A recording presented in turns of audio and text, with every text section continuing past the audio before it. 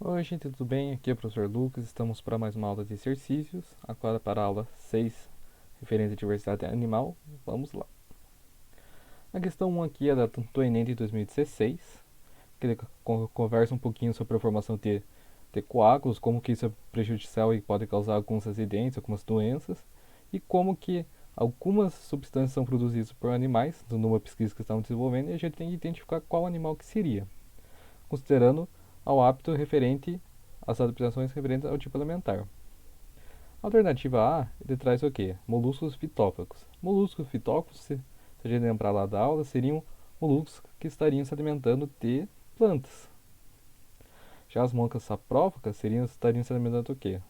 De parte de matéria de composição e apodrecendo e coisas relacionadas.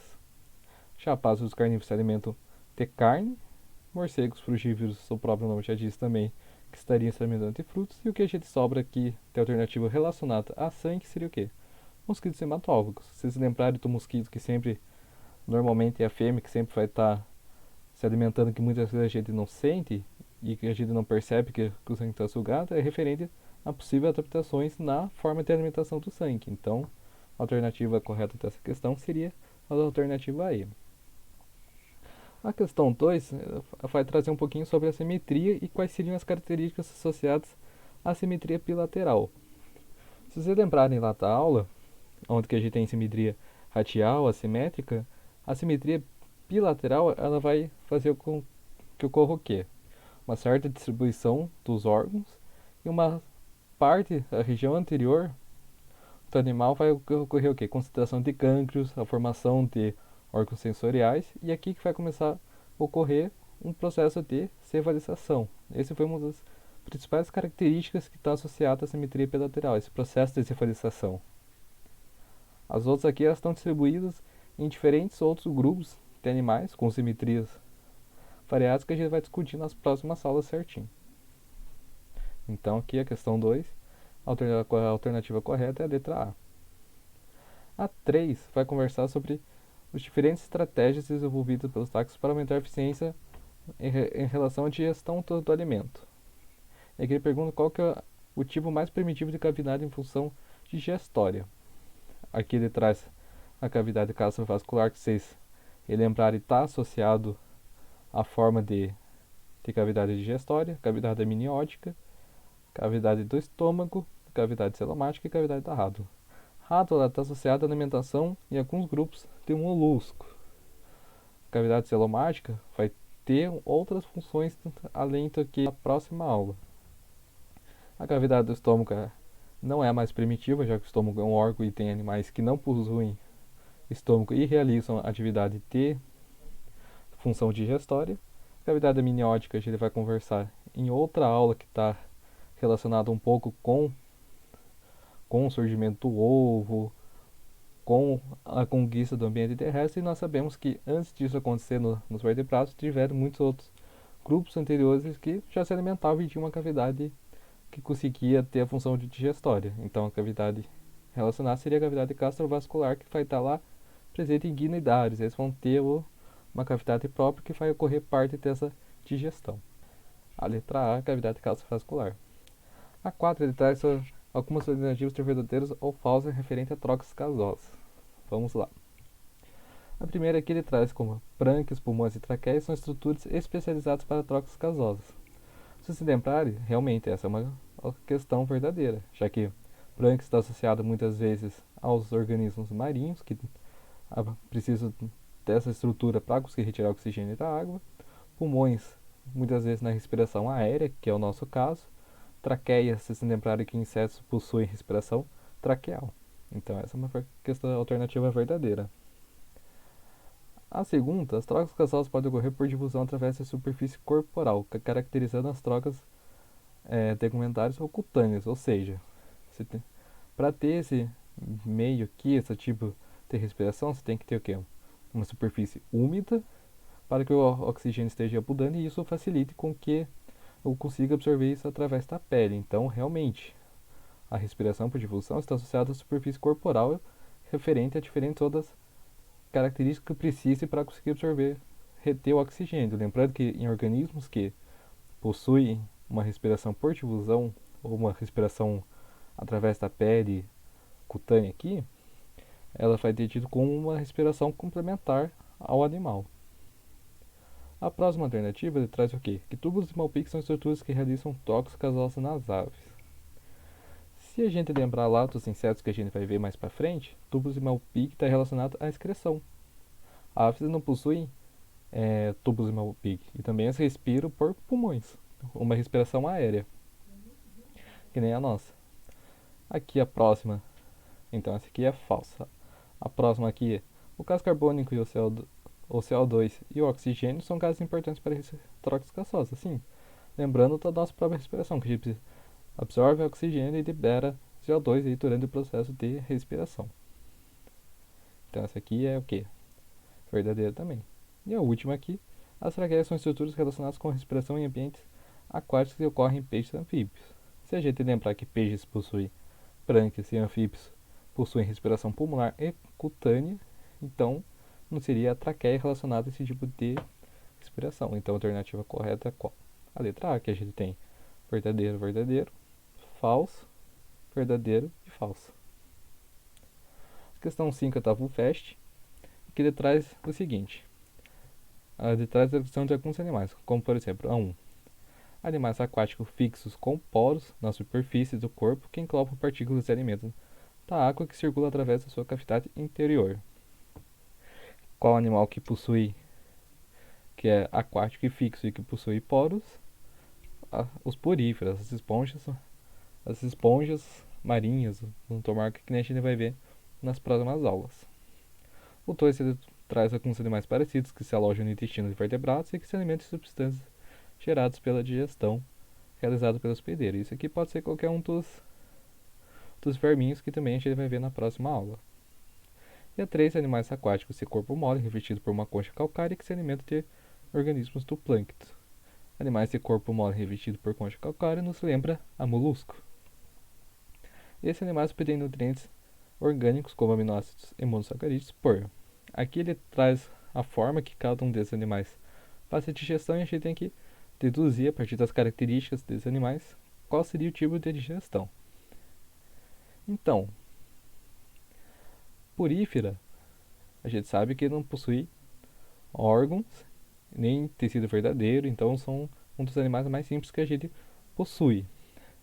A forma de digestão que ocorre a nível celular, ou seja, cada célula vai absorver seu alimento, mesmo que tenha uma cavidade presente em algumas esponjas, que a gente vai ver que tem diferentes tipos. Então, a digestão de esponjas é o que? É uma digestão intracelular. Olha só, aqui a gente já consegue eliminar a C e a D. A 2, os animais parecidos que se alojam no intestino de vertebrados. Muitas vezes, parasídeos, eles possuem o quê? Uma simplificação no seu trato digestivo, ou seja, como o seu hospedeiro já fez o trabalho de obter nutriente, de pegar e digerir, de converter isso apenas em nutriente para ser absorvido, então isso é muito mais fácil, eu não precisaria nem de ter órgãos, eu consigo absorver direto, já que eu estou fixado ali, eu estou em contato direto e consigo sugar tudo que o meu organismo está, que o meu hospedeiro está sugando. Então, eu consigo ter uma assimilação direta sem realizar digestão. Ó, agora a gente tem duas possibilidades. Como a gente viu que a gente já eliminou a C e a D e aí a alternativa que sobra é a letra A. Mas vamos ver.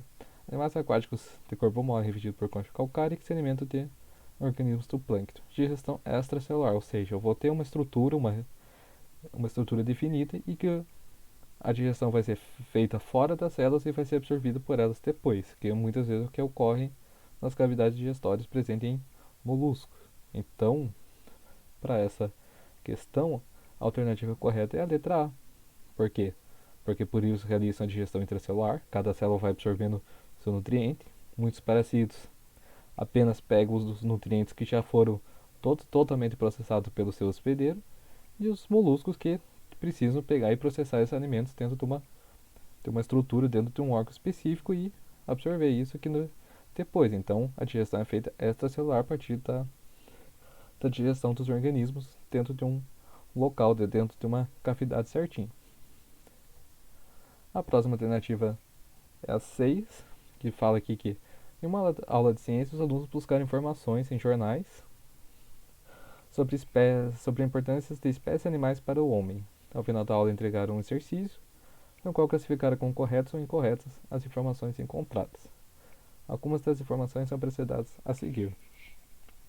Quinidários possuem células especializadas chamados quinotoplastos, capazes de causar queimaduras e irritações dolorosas na pele das pessoas que os tocam. Como a gente não viu quinidário ainda, mas vocês provavelmente já devem ter ouvido que se tocar numa água viva, ela vai queimar. E realmente, a célula especializada se chama quinotoblasto. Então, essa é uma informação correta. Algumas espécies de moluscos, gastrópodes, podem formar pérola a partir de algas rasgadas pela rádula. Realmente, tem moluscos que podem formar pérola, mas não diria que seriam a partir de algas rasgadas na rádula. Se vocês lembrarem, as pérolas são formadas dentro do quê? De conchas de bivalves, que você abre aquelas conchas e você consegue ter uma pérolazinha lá dentro. Então, bivalve é um grupo diferente dos gastrópodes, então essa alternativa ela está equivocada. Protozoários flagelados causam inflamação dos ossos das pernas, tornando-se deformados e provocando uma doença conhecida por elefantíase.